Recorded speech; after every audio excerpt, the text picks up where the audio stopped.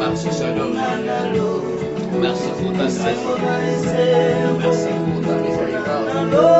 Merci pour le souffle de vie.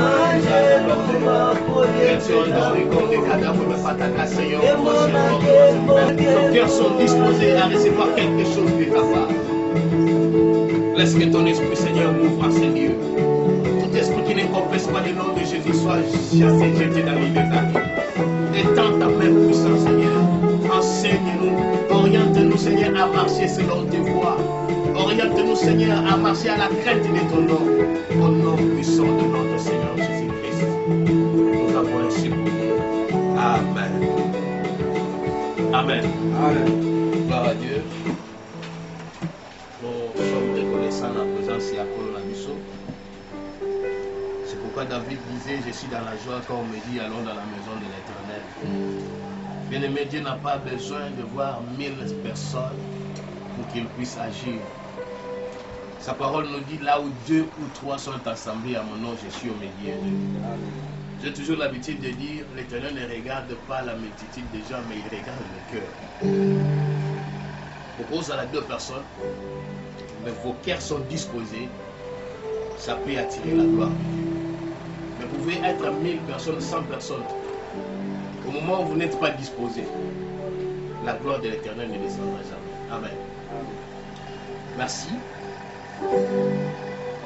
Ce matin, le Seigneur va nous enseigner. Il y a un message que le Seigneur qui m'a donné au début de ce ministère.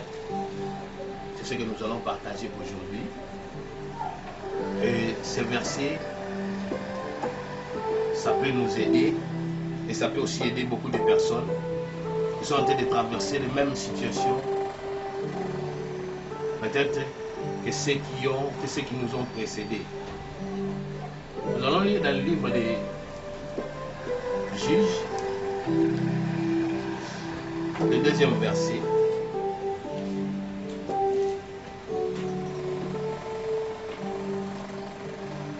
Juges chapitre 2. Le 1er verset.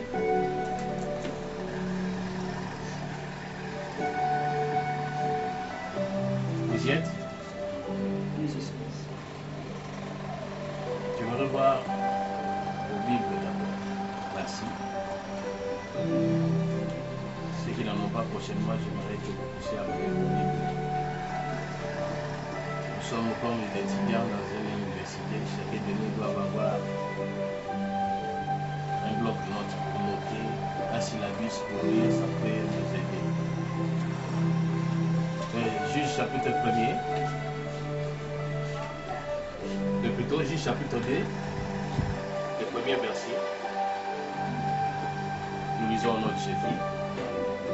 Un envoyé de l'Éternel monta à Gilgal, à Bokim, et dit, je vous ai amené dans les pays que je j'irai à vous. Jamais je ne romprai mon alliance avec vous. Et vous ne traiterez pas alliance avec les habitants de ce pays. Vous le renverserez ou vous renverserez leurs autels. Mais pourquoi avez-vous fait cela? 3. Je dis alors, je ne les chasserai pas devant vous, mais ils seront à vos côtés, et leurs dieux vous seront un piège. Alléluia. Alléluia. Amen. Bible zotalisa biso histoire ya bana Israël. Quand bazalaki na boumu na l'Égypte, Nzambe par sa grâce atindi Moïse alongoli bango na mboka ya Égypte. Na parcours na bango Nzambe azopesa bango promesse C'est-à-dire, il ne fait que les rappeler, promesse soit de couper ça, qu'on a bango Abraham. Que bana na yo ba ko procéder mboka o eza ya bango te. Na on peut sa bango mboka wana, ils vont régner. Parce que Abraham na mboka wana azalaki mopaya. Mais par sa grâce, nous avons besoin de faire une promesse. Alors, banana yo ba ko hériter mboka oyo. Banana yo ba régner na mboka oyo. Il a fait que comme l'Éternel ne ment pas, sa promesse finit toujours par s'accomplir. Un jour, nous allons visiter Bana Israël. Nous connaissons tous l'histoire. Et ça fait que le Seigneur a ramené Bango la terre promise. Alléluia.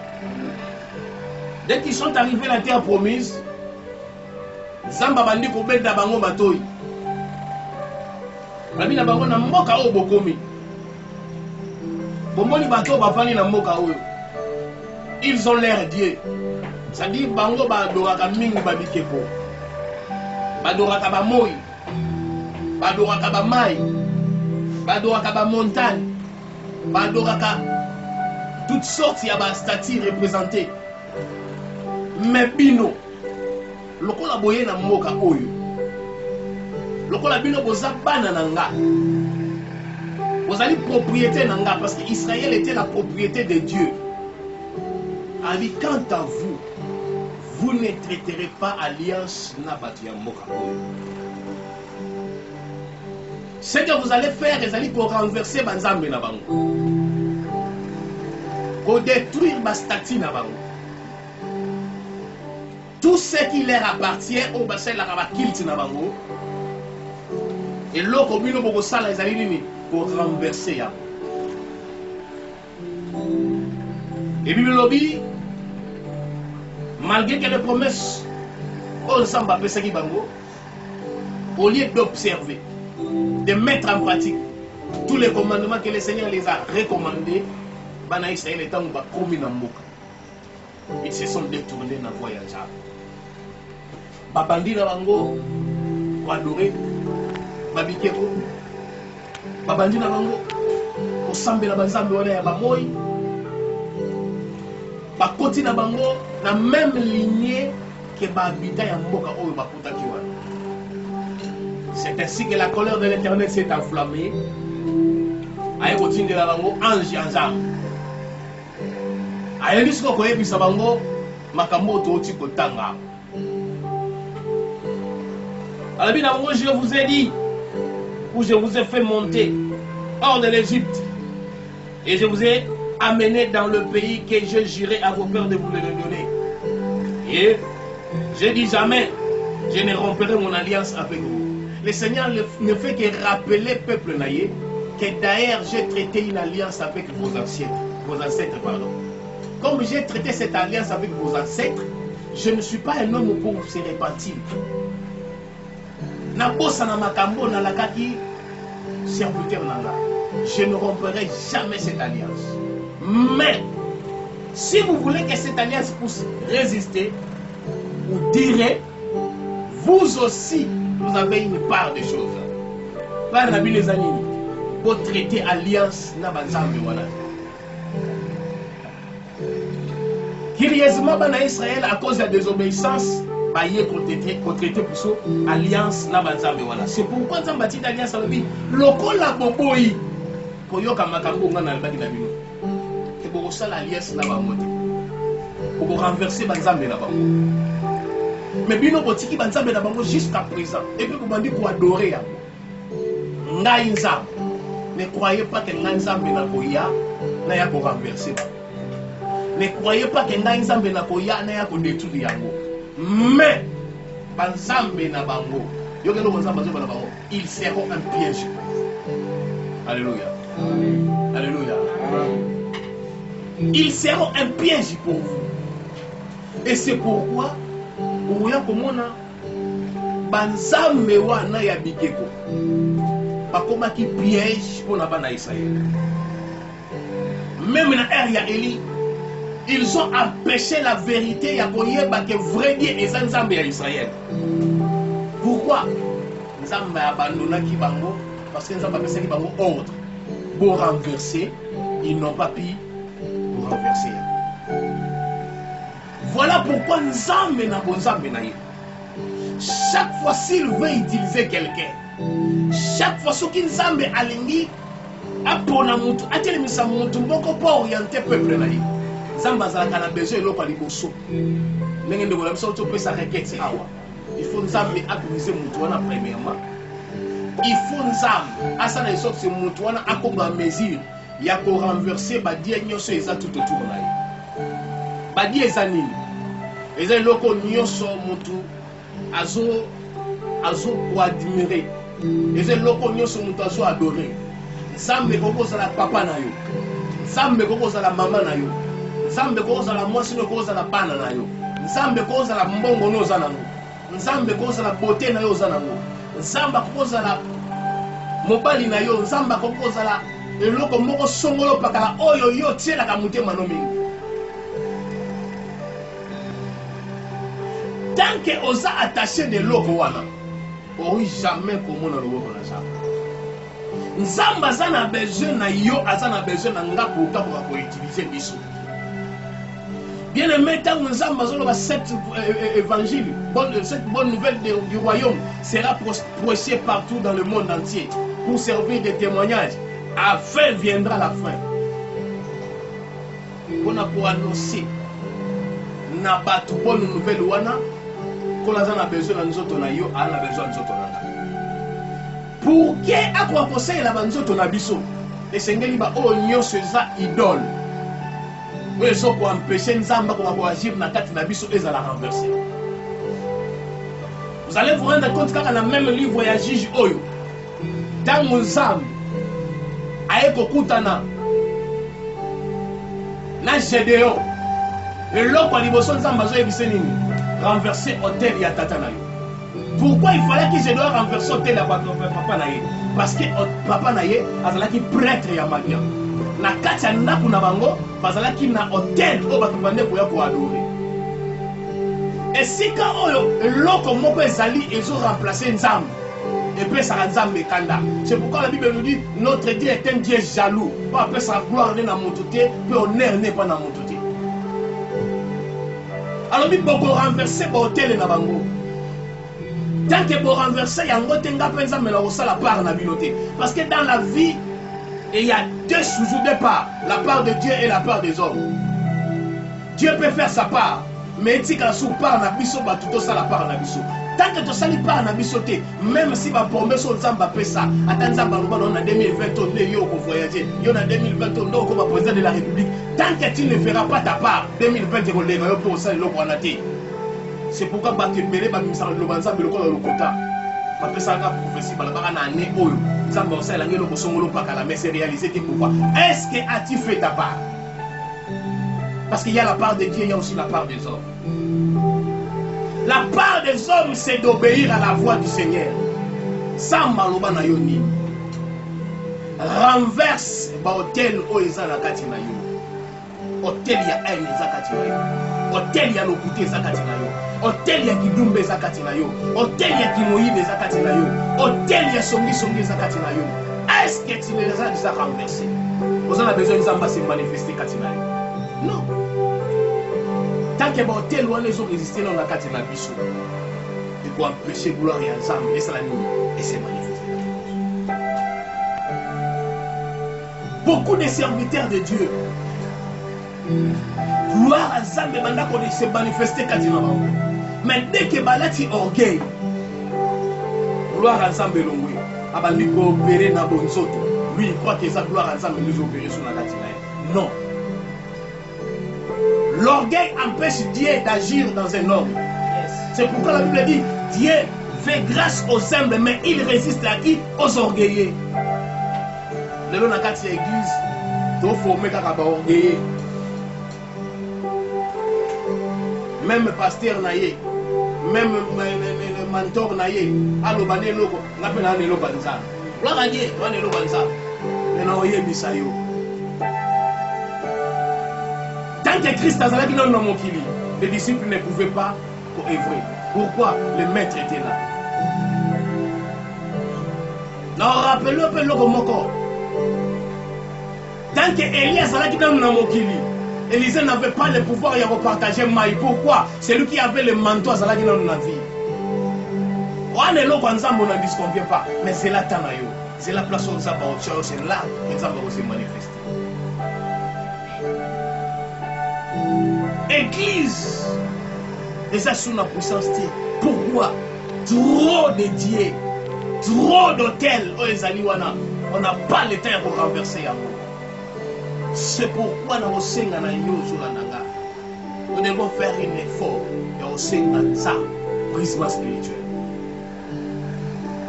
Parce que spirituellement, il y a certaines familles qui ont tendance à lier et résister à nous. Il y a le puta, il y a le lendo, il y a l'orgueil, il y a le yiba. Outi na ngona famille na yo, outi na ngona ndako na bino, outi na ngona bisika les zones na kati na yo.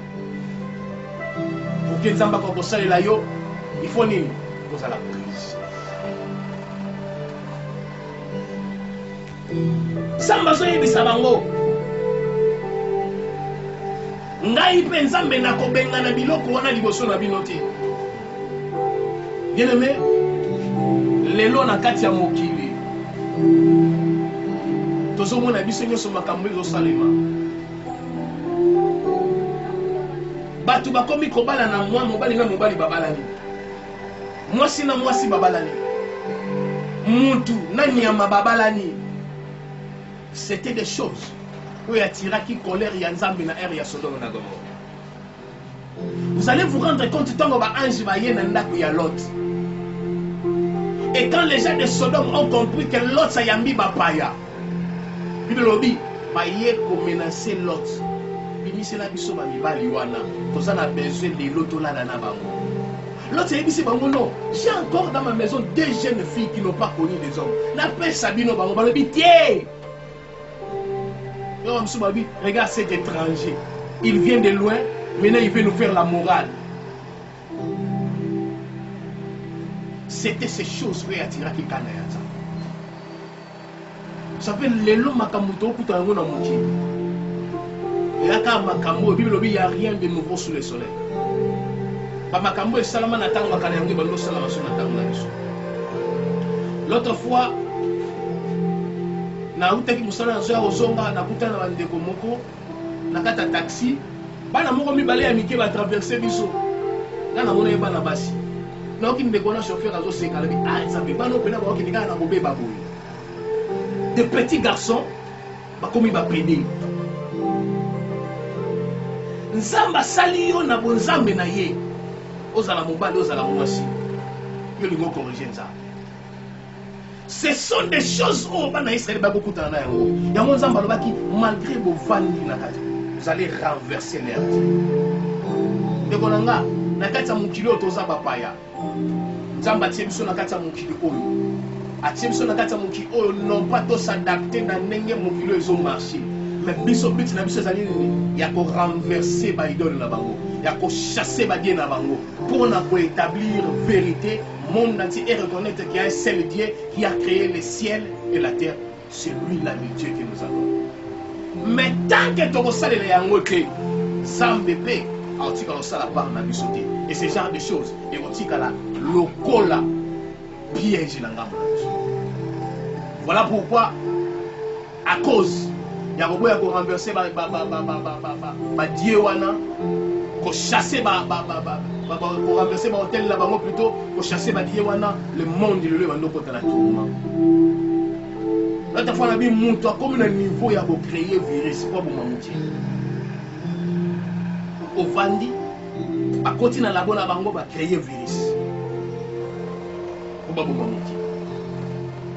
Mais na yebisa bino. Le maître où a créé Moki Lazali. Tant qu'il n'a pas encore dit les derniers mots, il est parti à la